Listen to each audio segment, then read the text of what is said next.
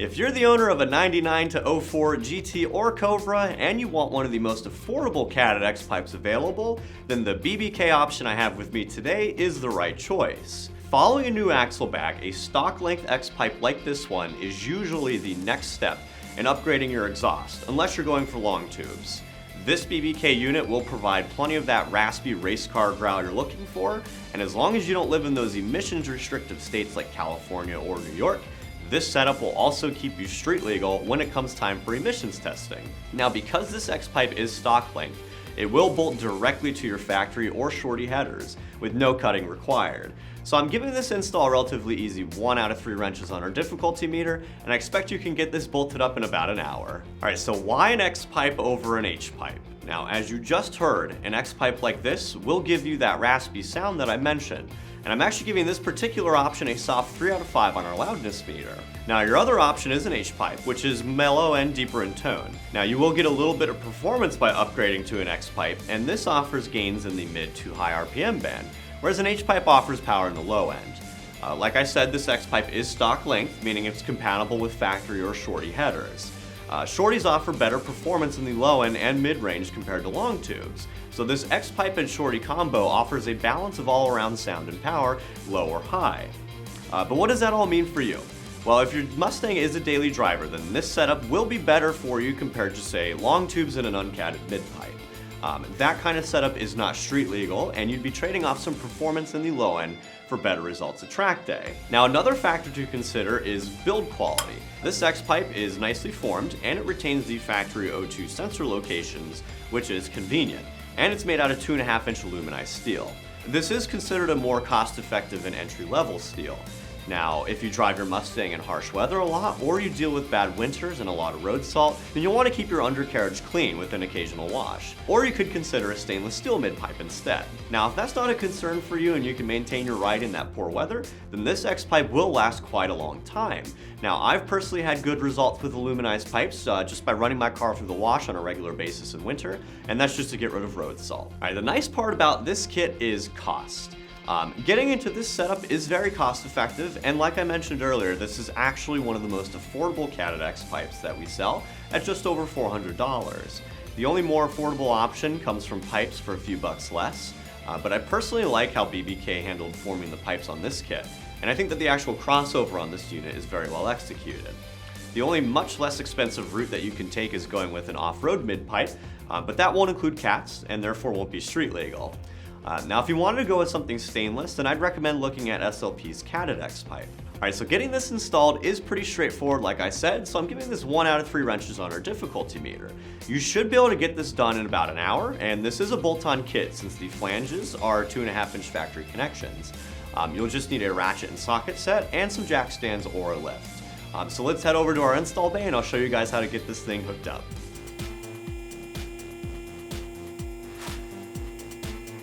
Alright guys, so we got our car on the lift. To put this X-Pipe on, we're just going to need a couple of sockets. It's going to start off with a 16mm and a 14mm. Our car has seen some miles on it, so we're going to begin by soaking some of these bolts in some WD-40 to make it easier to get them off. Alright guys, we're going to start with removing our tailpipes, and those are 4 16mm bolts.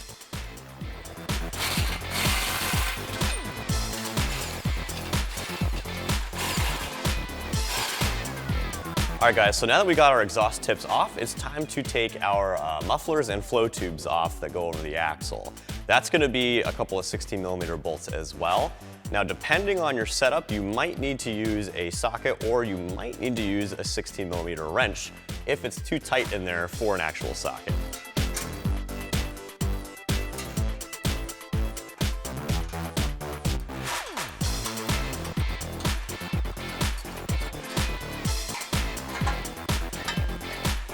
All right guys, so once you have your mufflers disconnected from your flow tubes, depending on your setup, you might have to take the mufflers themselves out. With our particular setup, we can actually let our mufflers hang down on the hangers while they sit over the axle itself.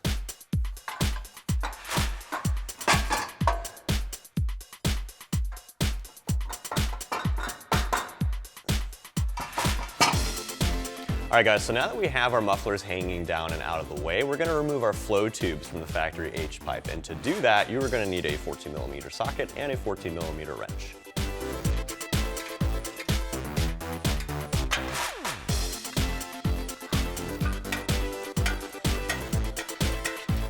All right guys, so now that we got our flow tubes off of our factory H-pipe, we're gonna actually disconnect our O2 sensors. Now, you can try and take the O2 sensors out of the H-pipe itself, but that might be a little difficult with the pipe still installed. So what we're gonna do is actually disconnect the O2 connector from the car, and we can pull the entire H-pipe out with the sensors connected to it, and we can deal with it once it's off the car.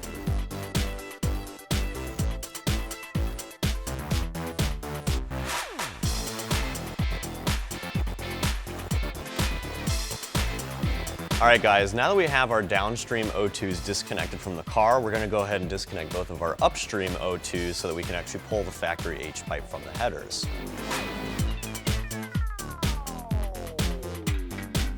All right guys, so when you start removing your H-pipe from the vehicle, you may find, well, you'll most likely find that these bolts on here are pretty seized up, especially on a new edge. To make it easier, you could spray them down with some penetrant and let them soak for a minute. That'll make it a lot easier to take them off.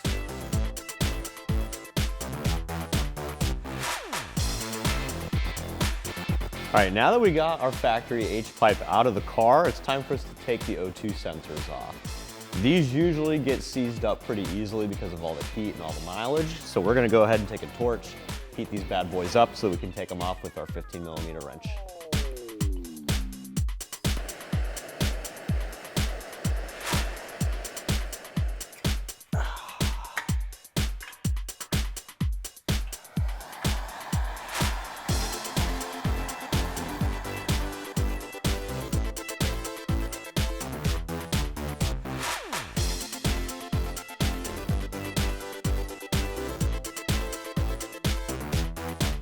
All right, so once you pull your upstream O2 sensor connectors from the vehicle itself, you can actually pull the 4 bolts from the flanges that connect the stock manifolds to the H-pipe. You're gonna need an assortment of extensions and pivots, and you're gonna need a 15mm socket to do so. We just pulled ours, and unfortunately we did end up breaking all 4 of our bolts because of mileage and rust and things like that. Now that we have our 4 bolts pulled from our factory H-pipe, we can remove it from the vehicle.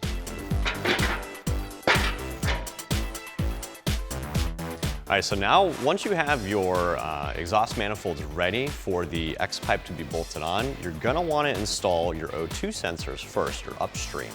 This will make it a lot easier to do it now when we're on the table before the parts are actually in the car.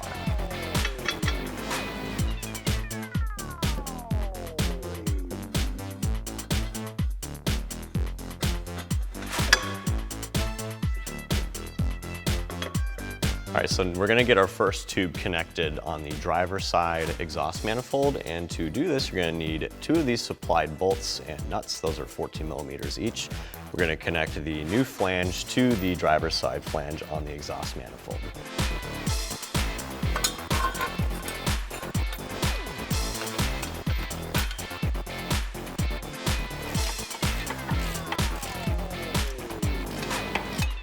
All right, now we're gonna do the other side.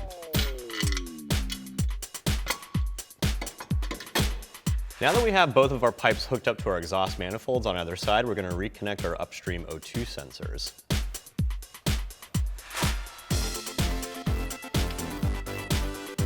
Now that we have our exhaust manifold pipes hooked up and our O2 upstream sensors hooked up, it's time for us to mock up where our X-pipe is going to sit. But before we do that, we're going to want to actually connect our downstream O2 sensors while the kit is off the car.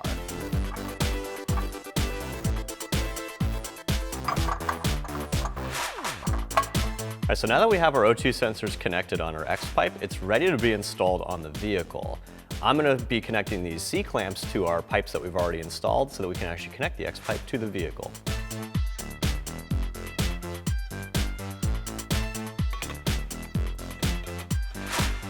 Now we're going to support the X-pipe on a pole jack and get it into place.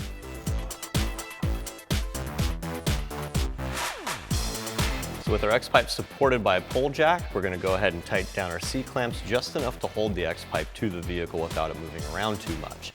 You're going to need to make some adjustments after you get the entire exhaust back on, but for now we want to make sure that this doesn't slide off once we get it back on the vehicle. To tighten these down, you're going to need a 15mm socket.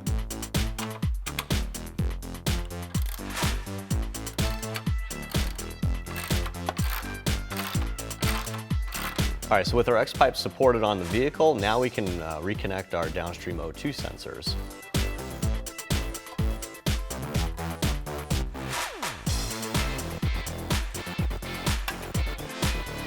So now that our X-pipe is lined up and connected to the vehicle pretty well, we can start putting on our original flow tubes that meet with our factory mufflers.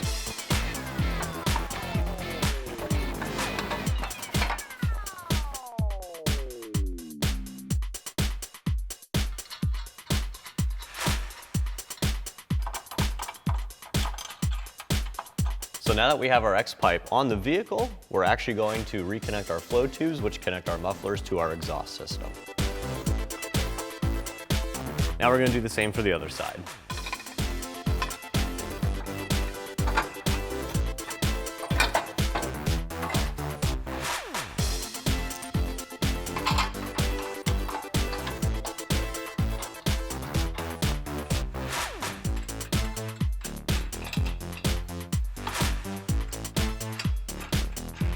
Now that we have our flow tubes reconnected to our X-pipe and our mufflers, we're going to go ahead and tighten everything down.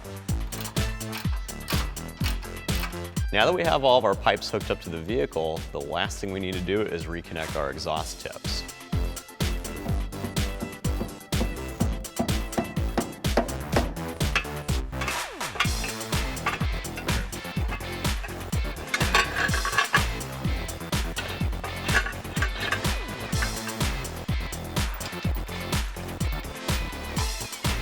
All right, so with our passenger side exhaust tip connected, we kept things loose as we have with everything else. We're going to tighten up everything at the end.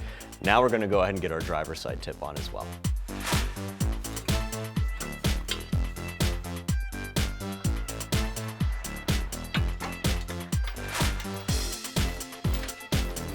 So now that we have everything tightened up on the car, that actually wraps up our review and install of the BBK Catted X-Pipe, which fits all 99 to 04 4.6 liters.